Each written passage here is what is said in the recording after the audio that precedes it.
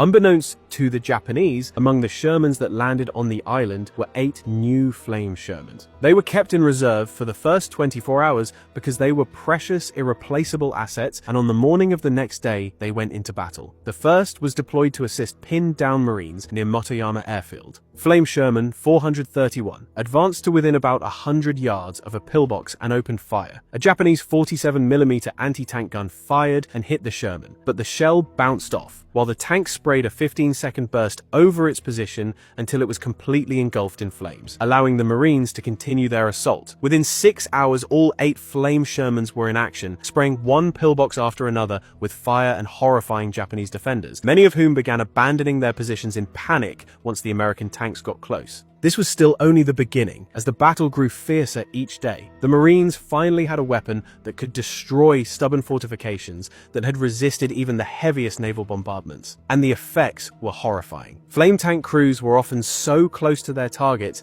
they could see exactly what was happening, and it was a sight no one could forget. Marines followed about 50 yards behind the flame tanks, clearing out anything that survived. Standard Shermans provided heavy suppressive fire and followed closely to protect the Flame Shermans as they moved within range. The burning mixture, when sprayed over Japanese positions, seeped through every entrance and ventilation opening. If heat and loss of oxygen weren't bad enough, remember that the Japanese stored tons of ammunition and fuel inside those tunnels. When the flames reached them, countless secondary explosions followed underground, killing everyone inside and burying others alive. Marines often sealed tunnel openings with explosives, trapping them underground still alive. US troops could hear muffled grenade detonations and rifle shots underground.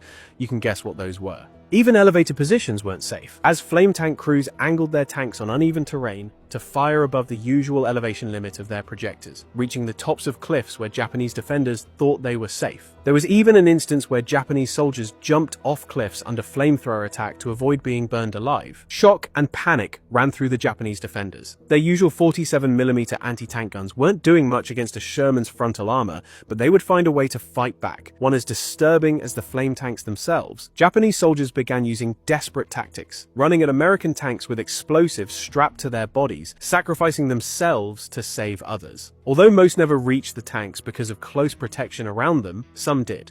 Flame tank number 438 was destroyed on March 11th in exactly this way, when a Japanese soldier detonated himself on the tank's engine compartment, killing 3 crewmen. General Kuribayashi reported to his command that the enemy's special flame tanks did more damage than all their artillery and bombardment combined, and that they had no effective way to counter them. US engineers worked around the clock to keep flamethrower tanks operational and ready. They were constantly on the front line, fighting or refueling, with repairs done during the night. Fuel was prepared around the clock, and flame tanks drove from the front line to refuel and immediately back into combat, doing that for days. Crews were beyond exhausted, but they had to push on. It is estimated that flame tanks lowered the casualty rate for Marines by some 40%. By mid-March, organized Japanese resistance had largely collapsed, although ambushes and individual attacks continued for weeks after the island was declared secured. Then came March 21st. After 30 days of heavy combat,